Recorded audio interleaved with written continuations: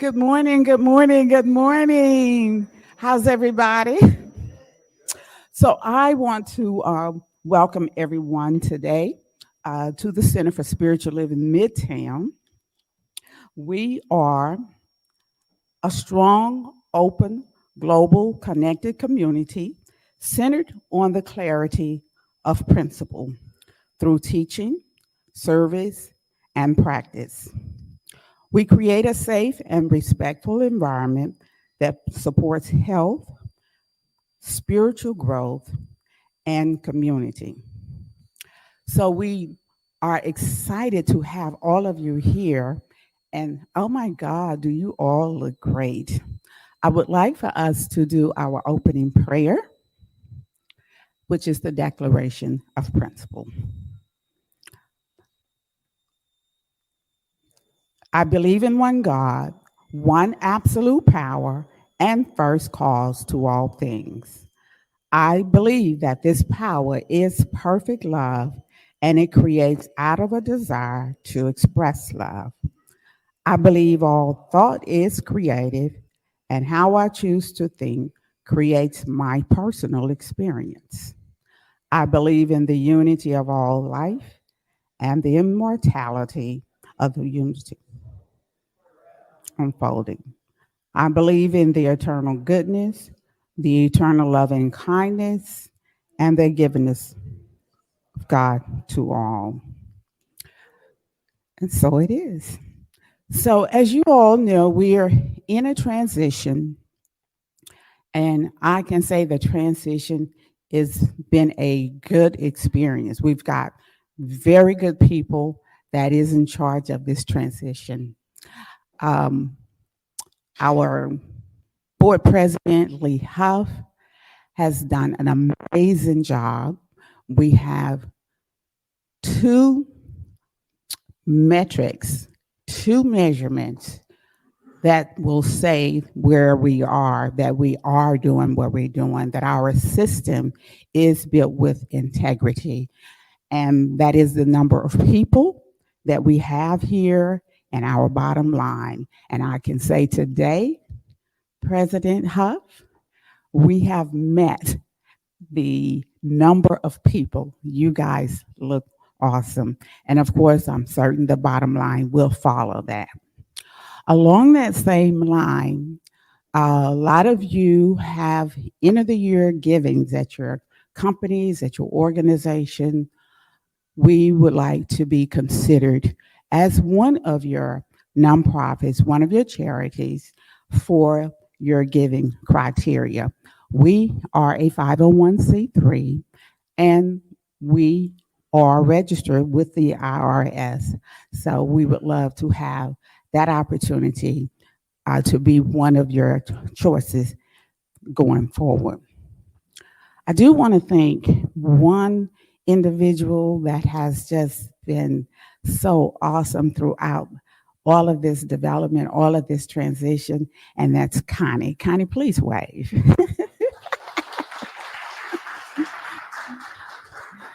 So you guys, you know, there's always that one person that knows how everything connects. So this dot has to connect with this dot, or else it just doesn't work. So Connie, thank you for all that you do.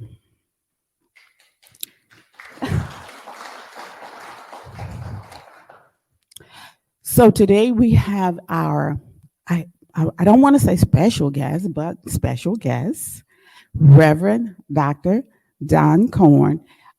Many of you know him. We've studied together. He was with the organization, and John is now the Dean of Students at the Emerson Institute. So he's gone on, and we're very blessed to have him. With the RSVPs coming in, everybody was saying, congratulations, John, John. So they were really excited about this opportunity as well, even though they were not able to make it. They just had well wishes for John. And of course, I shared those well wishes with John. So the topic of John's talk today is flip the script and win the day. So I got a few notes myself on Flip the Script. So the title, of course, I just absolutely love it because it reminds me on day to day where we are and what it is that we have to do. And before coming here to the teachings here at the Science of Mind Center for Spiritual Living, I actually just went along with everything in order to fit in. Most of you know I was a Catholic, so that was the thing that said, in order for you to fit in, you just don't say anything. Now, in my mind, I'm saying, well, this would be better. This could be different. And again, I'm having this conversation with my mind. And this is where I learned to flip the script in taking the classes here. The script for me was the script in my mind. It is what my mind was saying to me that caused the experiences that I'm having. So at no time were there any experience that my mind was not part of. So when I learned here through the teachings that I had a choice, that I had an option, I was absolutely excited once learning how the universal principles worked. It was a very freeing experience for me. And it taught me to connect with a higher power, not the religion, not the outward signs, not the symbols, but my higher power. And through this, I learned that I can flip the script. In flipping the script for me, I found peace, much peace. So here we're going to do a treatment for peace. So as we come together, we're centered, knowing within that there is just the one source from which all come, the magnificent source, the oneness, the universe in and of itself, the one principle, peace that gives to all. And in this knowing, I can say I am connected to this oneness. I am connected to this universe. I am connected to this magnificent. And out of this magnificent, it is peace, the thought of peace, the idea of peace, that is now in front of my attention. And it is this idea of peace that begins to unfold from the universal mind into my one mind, into all of my affairs, into the affairs here at the Center for Spiritual Living, into the community, into the world. We ask for an unfolding of peace. It is peace to the north, peace to the south, peace to the east, and peace to the west. It is as my role as the conduit to bring peace to all the situation, to all that does exist. In my role, I am so thankful and grateful for this knowledge. And for this, I am grateful. And so it is. Good morning. Very good. The sound is perfect. Thank you for having me. I'm delighted to be back. And today's talk is Flip the Script and Win the Day.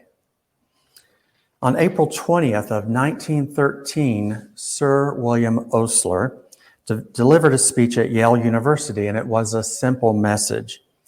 Live in day-tight compartments to be successful. So what are day-tight compartments, and who was Sir William Osler? So I looked up the term daytight compartments, and it runs from about 1750 until around 1910. And the definition was that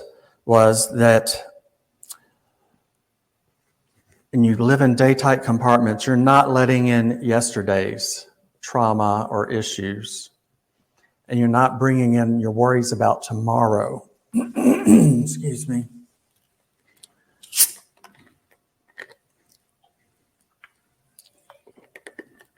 And when you're, when you're in there, you don't let any influence in from yesterday or tomorrow. Whatever happens on one day isn't allowed to affect the next. So if we're not living in daytight compartments, we probably aren't manifesting anything constructive because we're not monitoring the content of our thoughts.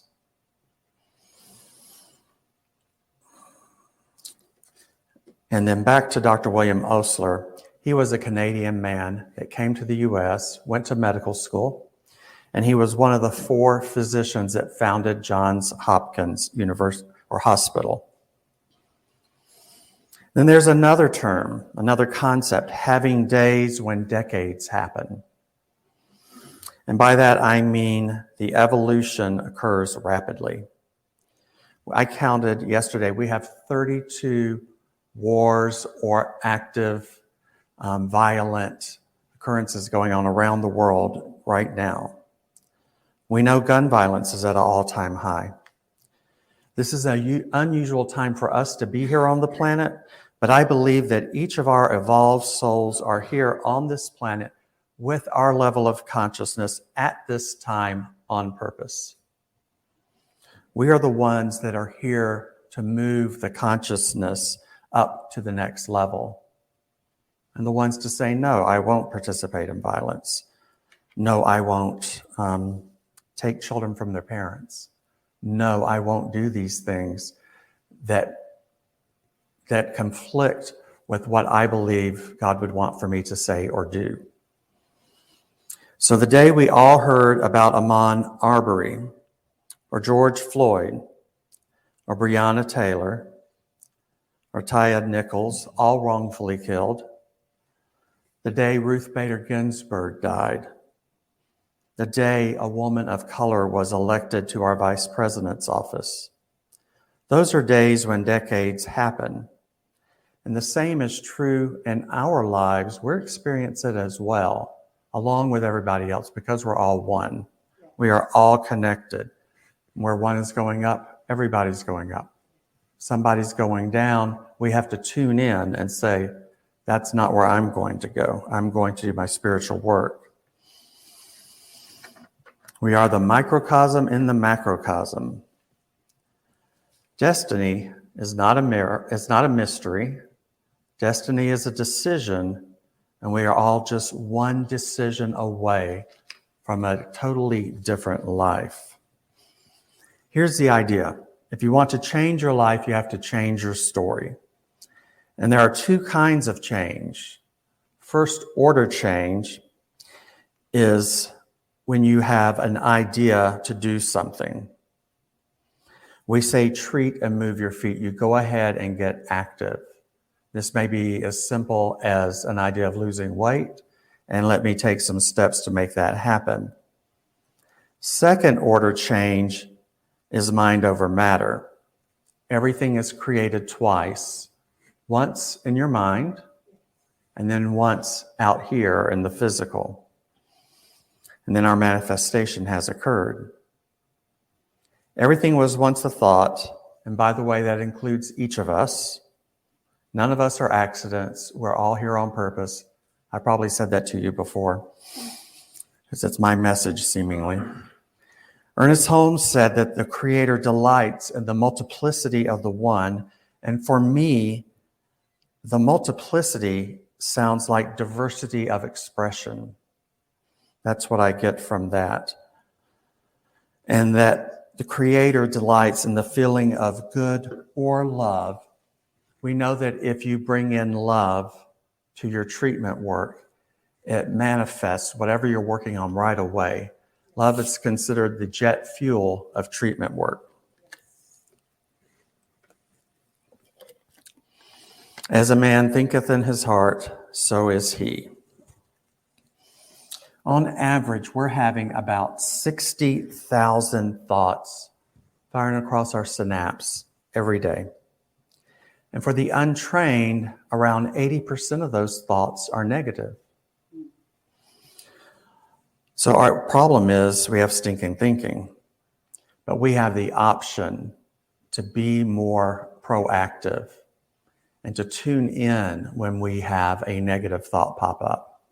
That's something I work at all day, every day.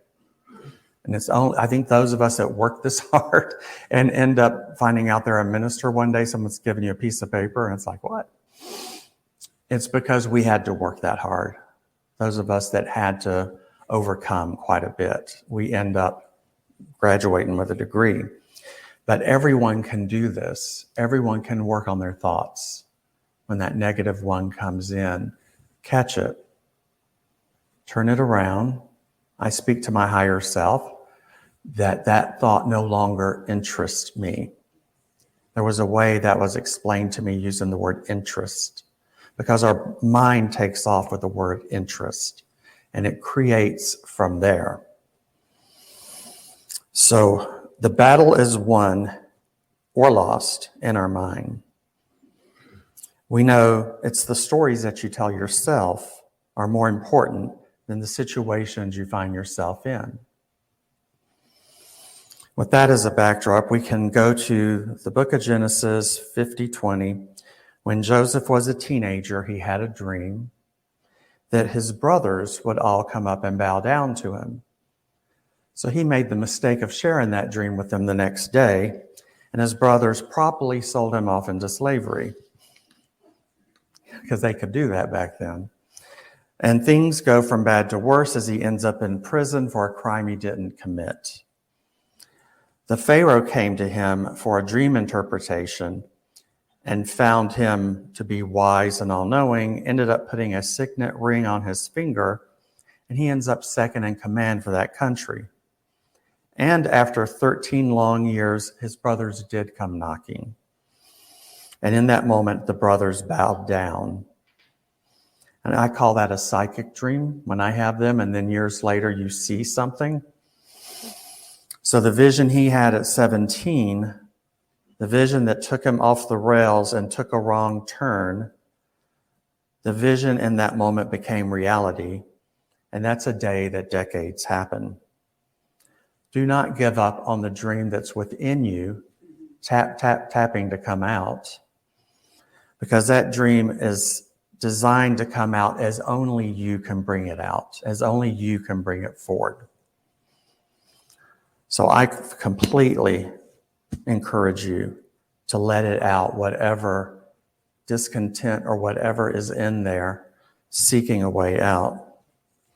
Now, if you want to flip the script, there are 3 things you have to do. One is you have to know the name you gave yourself. Now, this is not the name your parents gave you.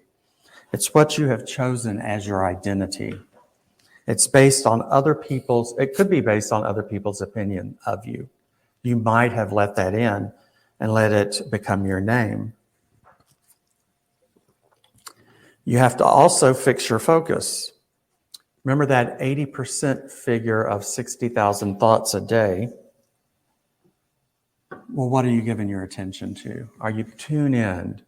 Are you able to catch these negative thoughts? Are you able to give them up? Let the universe know you're no longer interested in them. What I am interested in is being at peace. And that's the way you flip that. And use the word interested. More than a century ago, I moved on too fast, I'm sorry. Number 3 is change your story. All right, so that sounds like a lie, I think. And I think changing your name sounds like a lie. But change your name is about your identity, who you think you are. And number 3, change your story. We're going to talk about that now. More than a century ago, Charles Horton Cooley, in 1905, found himself the founder of the American Sociological Association. And I believe this was the birth of socialism in college. He taught this for years to come. And he said, I am not what I think I am, and I am not what you think I am, but I am what I think you think I am. So did I just throw you off? I'll say it again. I am not what I think I am. I know that. I am not what you think I am, but I am who I think you think I am. Okay, that's somebody taking on someone else's idea of you and calling it your own and living your life from that place. And guess what? All that stuff you're thinking about is going into universal law. It goes around like this. It's my best way to explain it. And universal law is an aspect of God that is simply saying, and so it is, here you go. And I'm going to give you plenty of experience with this stuff that you're manifesting so that it's a self-fulfilling prophecy. You believe it more strongly than before. You keep having these things happen and you're saying, see, that's the truth of me. But that was never the truth of you.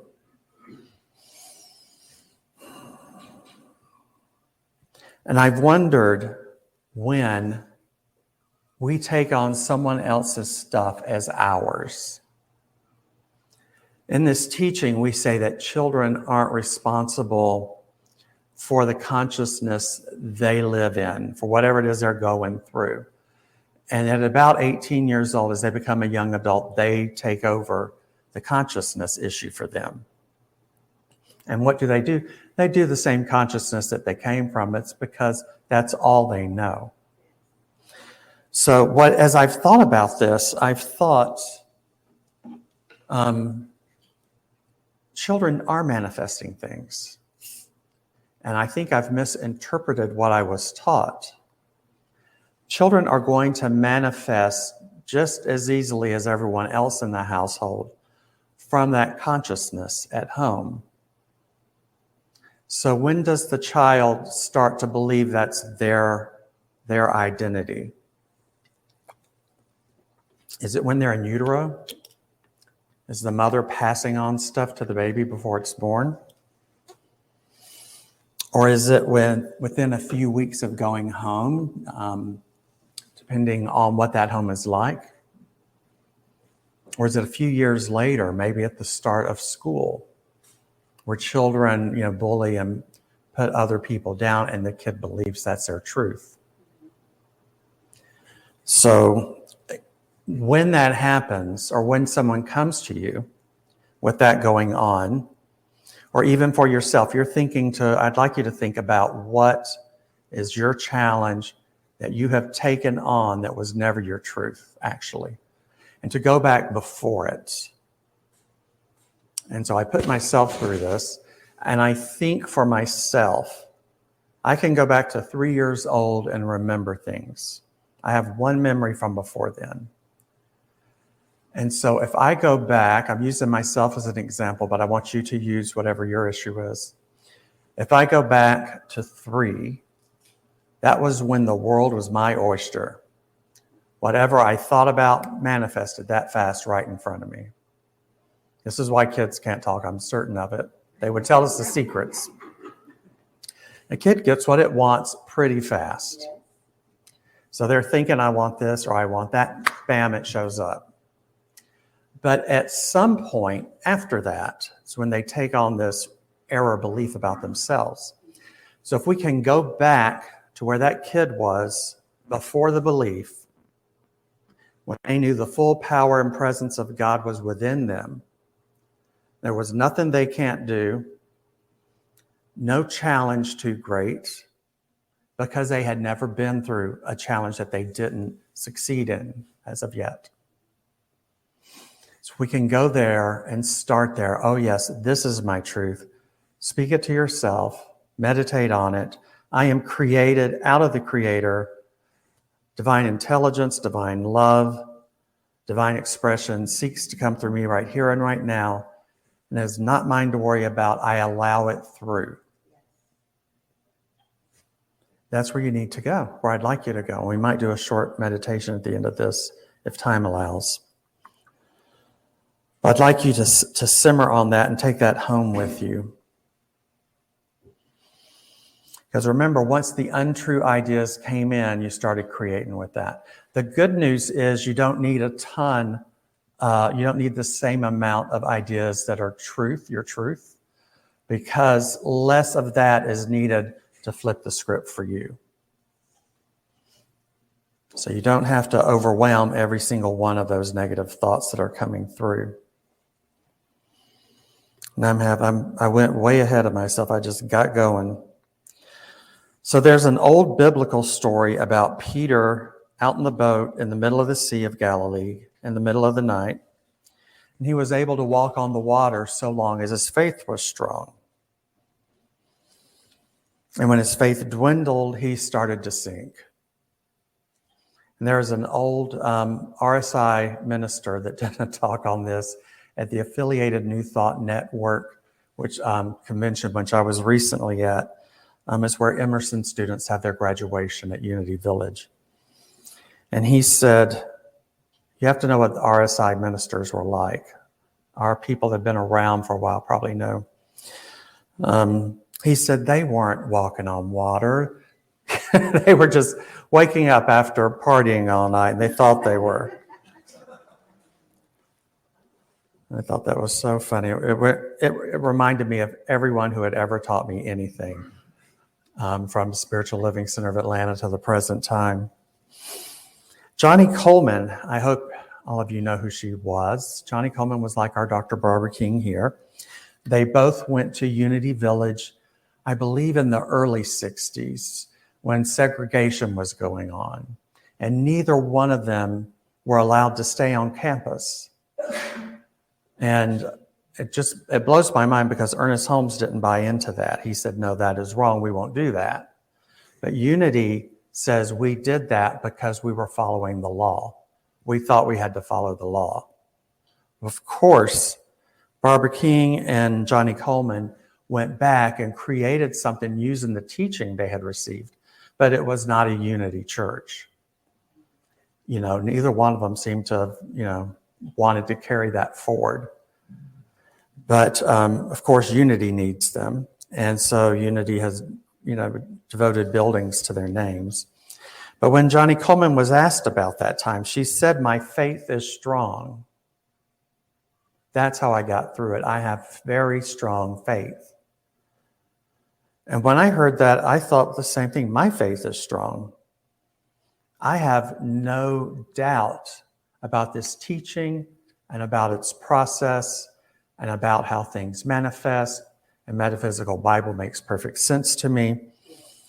So I'm able to let go of the untrue or a negative thought when it pops up.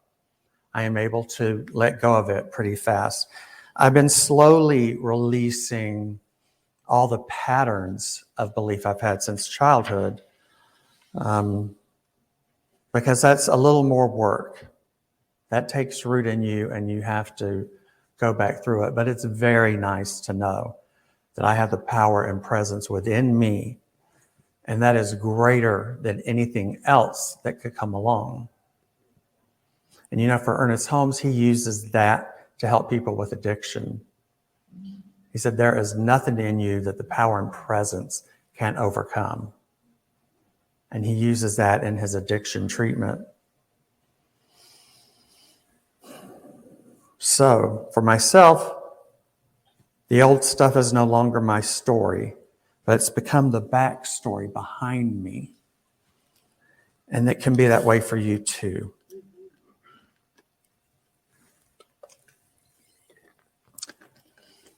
So I hope whatever you're dragging forward right now quickly becomes your back story.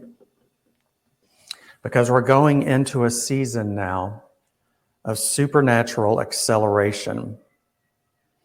We are being awakened to the gifts of spirit, or law if you prefer, in an unprecedented way. We're going to see demonstrations of love and power.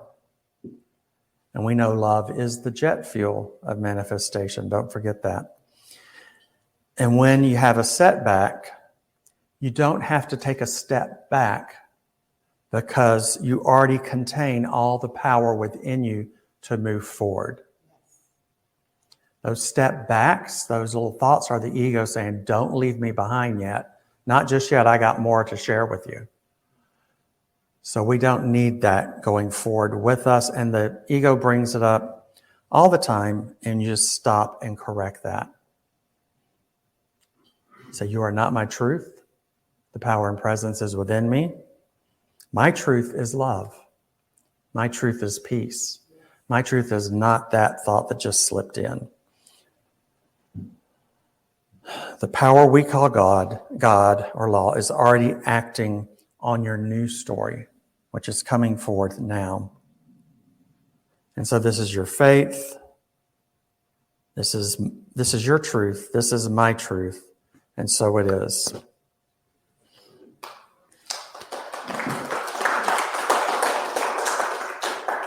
All right, do we have time to do like a 5-minute? Okay.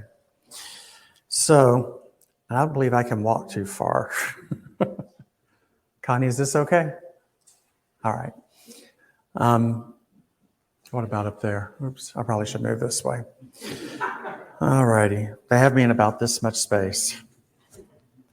So let's take a second, kind of settle back in your chair and close your eyes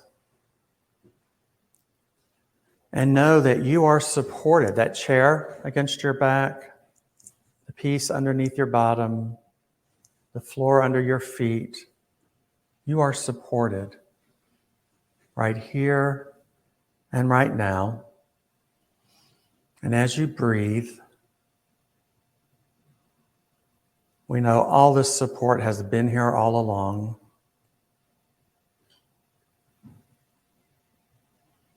And we breathe. And we know right here and right now the power and presence of the One has also been here all along with us, yet we didn't tune into it.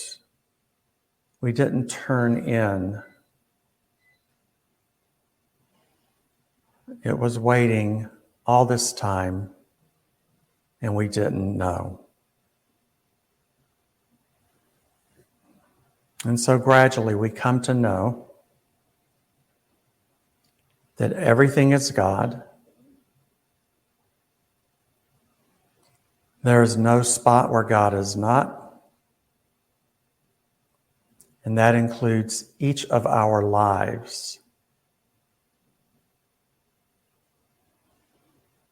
And it includes everywhere we go. It includes everyone we encounter. It includes all of nature and all the animals and beautiful works of art. It is all God. And since everything is God, we are created out of God. Every cell of our body is a manifestation of an idea held in the mind of God.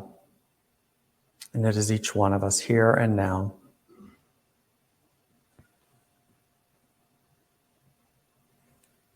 As you breathe, my voice is the voice of God. I see with the eyes of God. I hear with the ears of God.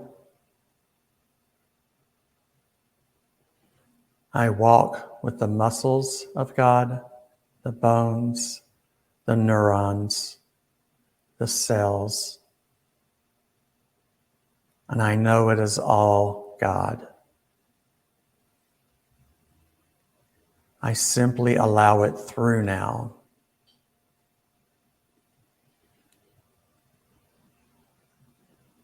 As I rest, I feel the power of God going from my toes to my head, all the way up.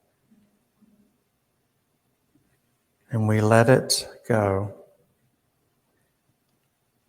And it goes out and around us as well. It becomes our aura. But in this moment, I let go of fear.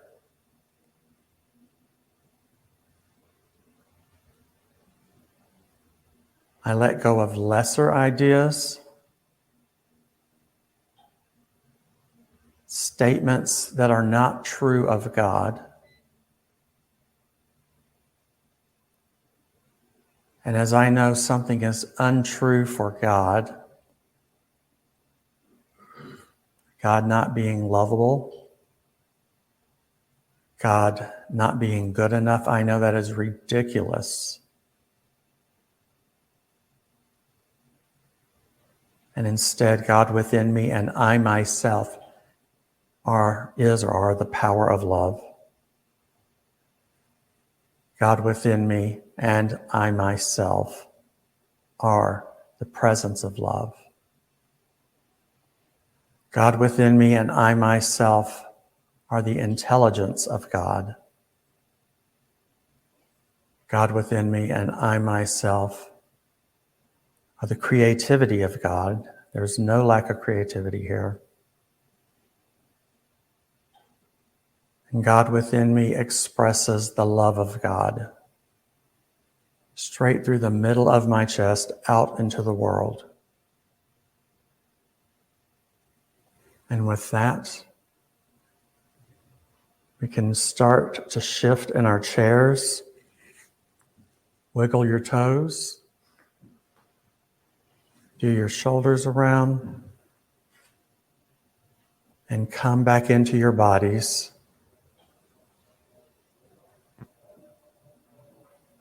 And as you're ready, you can open your eyes.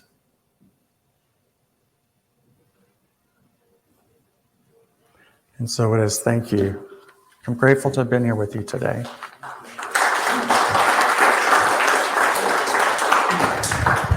Thank you, Dr. Karn, for that wonderful talk this morning. Thanks. We're glad that y'all are here in person. And now is our time for prosperity, to talk about prosperity. Barbara talked about it a little bit earlier, and we had the opportunity. There's baskets in the back. There'll be a QR code up on the screen in a second, and there it is. So if you would say with me our affirmation of prosperity.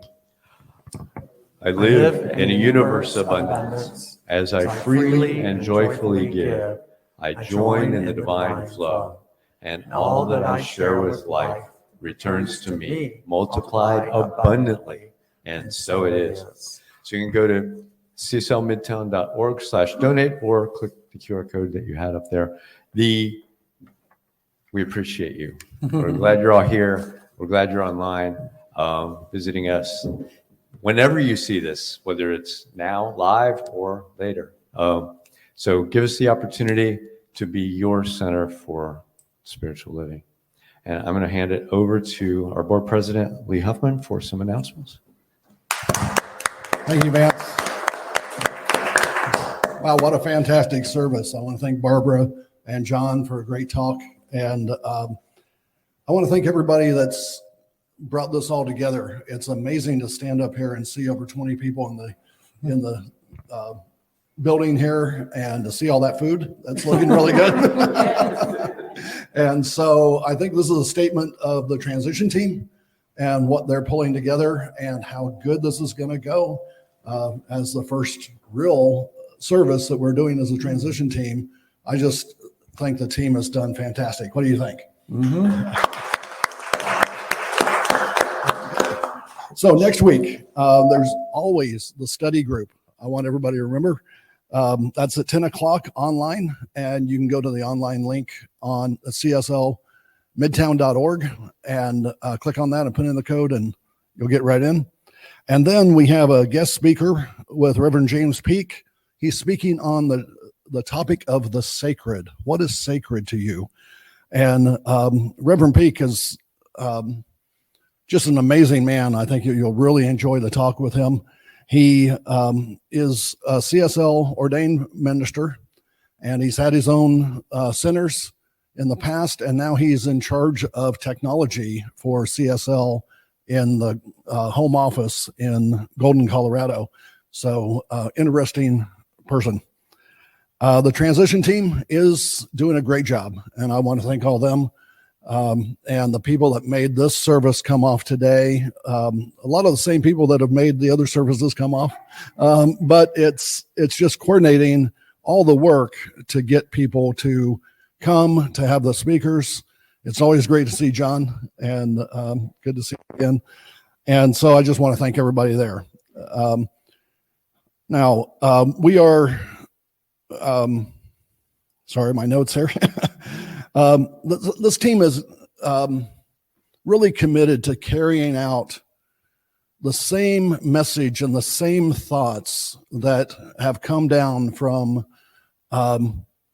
Ernest Holmes, Raymond Charles Barker, Kennedy Schultz, and the people that are in the lineages John was talking about there. I appreciate you mentioning the names, reaching back to some of our ancestors and parents here, and because it's really an important thing that we're doing today, and that we're continuing that within the center. And that's what the future of the center is all about.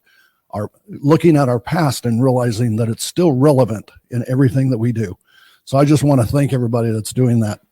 And now, for your part, there are two things that I mentioned last week that you can do, and we're going to continue doing that. Number one, you can continue to participate. Come and join us here on the first Sunday next month.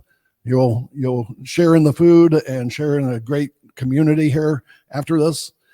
And also participate online with a study group and with the service. Those are very important to be connected in, and we want you to be connected in. And the other way that you can be connected in is, as Vance said, and I think Barbara said, you can give, because we do need your support, and we do appreciate your support, and that's how we move forward. So I think that's it. Oh, the other thing that you can do is definitely continue to hold us up in your treatments and your prayers for the center. We are doing amazing things, and I could not be more pleased with what people are doing today.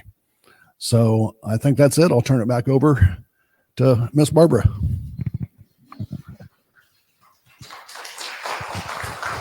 Awesome. So as you guys can see, we are continuing on with the quality of the service and, of course, the way that we work with you. One of the things that we have done is incorporated a new concept, a new idea. So we want to turn to our online community. And this is an idea that came to us from one of our practitioners. Maya, would you like to come up, please? And guys, if you have ideas or you see something that you would like to have incorporated, see me or Maya or any one of the board members, and we will have a discussion as a group in order to see how we best can incorporate it. So I would like for you to bring in our online community.